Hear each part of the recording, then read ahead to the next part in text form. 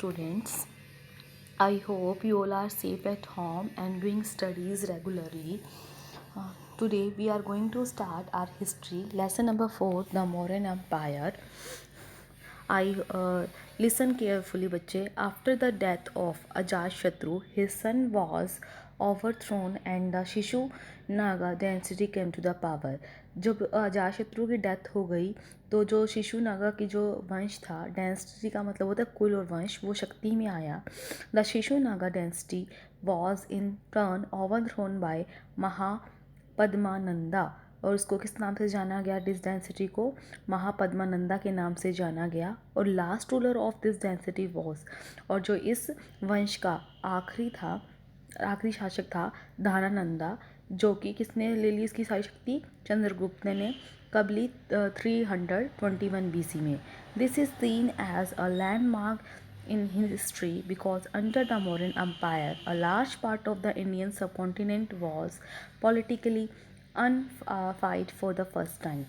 क्या मतलब ये हमारे भारतीय इतिहास में, इंडियन हिस्ट्री में एक लैंडमार्क के रूप में इसने काम किया कि जो हमारा पूरा मौर्य एम्पायर था वो एक बहुत बड़े लार्ज पार्ट इंडिया सब कॉन्टिनेंट मतलब भारत के उपमहाद्वीप की एक पॉलिटिकली राजनीतिक शक्ति के रूप में उभर के सामने आया. Before we read the fascinating story of how Chandragupta Maurya through the mighty Nanda dynasty and established his empire in northern India, हम पढ़ेंगे कैसे चंद्रगुप्ता ने नंदा डेंसिटी को फिर से इस्टेब्लिश किया, स्थापित किया और अपने नॉर्थ इंडिया में. It is important to learn something about the Persian and the Greek वीज, और इसमें हम पढ़ना याद रखेंगे कुछ महत्वपूर्ण पर्सियों के बारे में और ग्रीक्स के बारे में. Darius first and Alexander the Great इसमें है. It is interesting to note that from this time in history trade links with the west started and grow over the century. जो हमारा व्यापार स्टार्ट हुआ वो वेस्ट से स्टार्ट हुआ और धीरे धीरे अनेक शताब्दी तक चलता रहा. It is resulted a lot of cultural exchange between the two region, जिसके कारण क्या हुआ?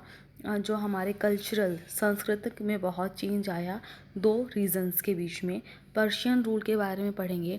During the second half of the 6th century, जब हमारे सेकेंड हाफ की बात करते हैं 6th सेंचुरी के सेकेंड हाफ की, BC Cyrus established a large empire in Persia.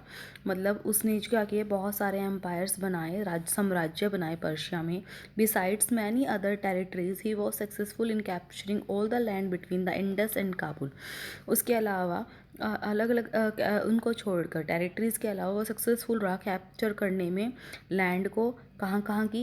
Endorse और काबुल के बीच की लैंड को, लैंड रिवर्स को.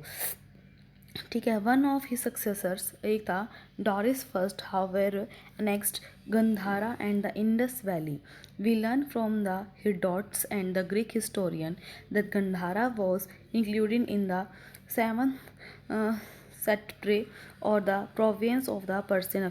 जो गंधारा थी उसको इंक्लूड किया गया 7th सत्रपी में और जो पर्शियन एम्पायर में. द इंडस वैली और India as they called it, और उसको क्या बोला गया? इंडस वैली बोला गया और इंडिया बोला गया.